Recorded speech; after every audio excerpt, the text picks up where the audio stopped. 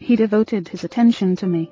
At that time, I happened to be excited about boats, and the visitor discussed the subject in a way that seemed to me particularly interesting. After he left, I spoke of him with enthusiasm. What a man! My aunt informed me he was a New York lawyer, that he cared nothing whatever about boats, that he took not the slightest interest in the subject. But why then did he talk all the time about boats? Quote, because he is a gentleman. He saw you were interested in boats, and he talked about the things he knew would interest and please you. He made himself agreeable. Quote, and William Lyon Phelps added, I never forgot my aunt's remark. As I write this chapter, I have before me a letter from Edward L. Chalif, who was active in Boy Scout work. One day I found I needed a favor, wrote Mr. Chalif. A big Scout jamboree was coming off in Europe, and I wanted the president of one of the largest corporations in America to pay the expenses of one of my boys for the trip. Fortunately, just before I went to see this man, I heard that he had drawn a check for $1 million, and that after it was cancelled, he had had it framed. So the first thing I did, when I entered his office, was to ask to see the check. A check for $1 million? I told him I never knew that anybody had ever written such a check, and that I wanted to tell my boys that I had actually seen a check for $1 million. He gladly showed it to me. I admired it, and asked him to tell me all about how it happened to be drawn. You notice, don't you, that Mr. Chalif didn't begin by talking about the Boy Scouts, or the jamboree in Europe, or what it was he wanted. He talked in terms of what interested the other man. Here rests the result. Presently, the man I was interviewing said, Oh, by the way, what was it you wanted to see me about? So I told him. To my vast surprise, Mr. Chalif continues, he not only granted immediately what I asked for, but much more. I had asked him to send only one boy to Europe, but he sent 5 boys and myself, gave me a letter of credit for $1,000, and told us to stay in Europe for 7 weeks. He also gave me letters of introduction to his branch presidents, putting them at our service, and he himself met us in Paris, and showed us the town. Since then, he has given jobs to some of the boys whose parents were in want, and he is still active in our group. Yet I know, if I hadn't found out what he was interested in, and got him warmed up first, I wouldn't have found him 1/10 as easy to approach. Is this a valuable technique to use in business? Is it? Let us say, take Henry G. Duvernoy of Duvernoy & Sons, a wholesale baking firm in New York. Mr. Duvernoy had been trying to sell bread to a certain New York hotel. He had called on the manager every week for 4 years. He went to the same social affairs the manager attended. He even took rooms in the hotel and lived there, in order to get the business. But he failed. Then, said Mr. Duvernoy, after studying human relations, I resolved to change my tactics. I decided to find out what interested this man, what caught his enthusiasm. I discovered he belonged to a society of hotel executives called the Hotel Greeters of America. He not only belonged, but his bubbling enthusiasm had made him president of the organization, and president of the International Greeters. No matter where its conventions were held, he would be there. So when I saw him the next day, I began talking about the Greeters. What a response I got! What a response! He talked to me for half an hour about the Greeters, his tones vibrant with enthusiasm. I could plainly see that this society was not only his hobby, it was the passion of his life. Before I left his office, he had sold me a membership in his organization. In the meantime, I had said nothing about bread. But a few days later, the steward of his hotel phoned me to come over with samples and prices. Quote, I don't know what you did to the old boy, the steward greeted me, but he sure is sold on you. Think of it.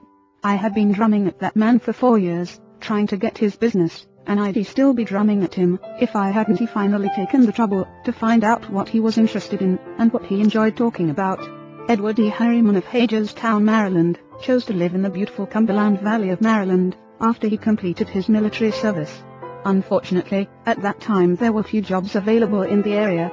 A little research uncovered the fact that a number of companies in the area were either owned or controlled by an unusual business maverick, R.J. Funkhauser, whose rise from poverty to riches intrigued Mr. Harriman. However, he was known for being inaccessible to job seekers. Mr. Harriman wrote, I interviewed a number of people and found that his major interest was anchored in his drive for power and money. Since he protected himself from people like me by use of a dedicated and stern secretary, I studied her interests and goals, and only then I paid an unannounced visit at her office. She had been Mr. Funkhauser's orbiting satellite for about 15 years. When I told her I had a proposition for him which might translate itself into financial and political success for him, she became enthused. I also conversed with her about her constructive participation in his success. After this conversation she arranged for me to meet Mr. Funkhauser. I entered his huge and impressive office determined not to ask directly for a job. He was seated behind a large carved desk and thundered at me. "How about it, young man?" said Mr. Funkhauser. "I believe I can make money for you."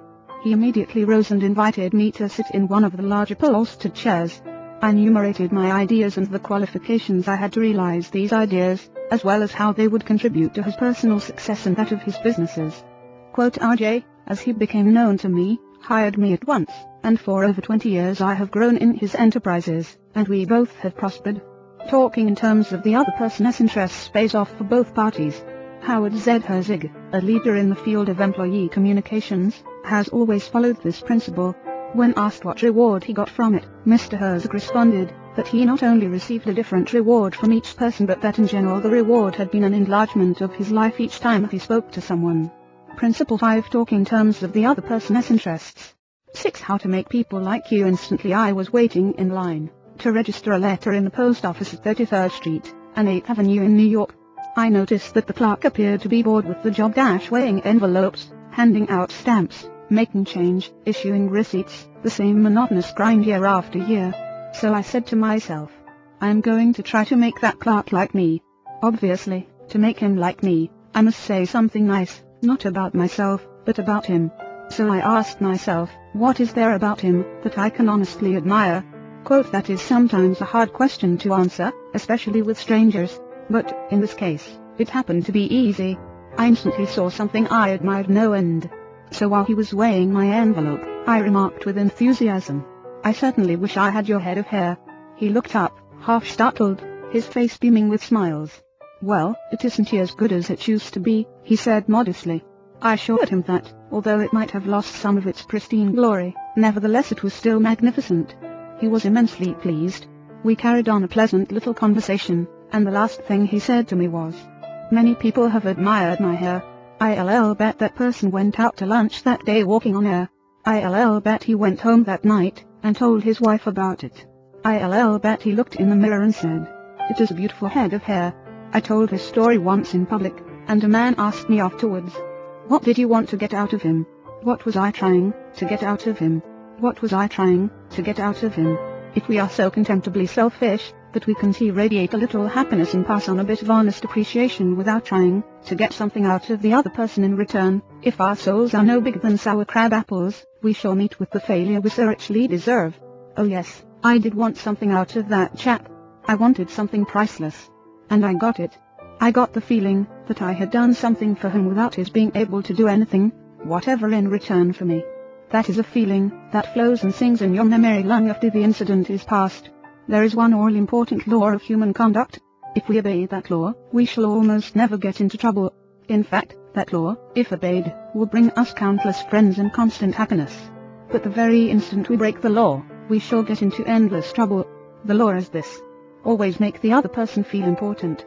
John Dewey, as we have already noted, said that the desire to be important is the deepest urge in human nature, and William James said, the deepest principle in human nature is the craving to be appreciated. As I have already pointed out, it is this urge that differentiates us from the animals. It is this urge that has been responsible for civilization itself. Philosophers have been speculating on the rules of human relationships for thousands of years, and out of all that speculation, there has evolved only one important precept. It is not new. It is as old as history. Zoroaster taught it to his followers in Persia 2500 years ago. Confucius preached it in China 24 centuries ago. Lao Tzu, the founder of Taoism, taught it to his disciples in the valley of the Han.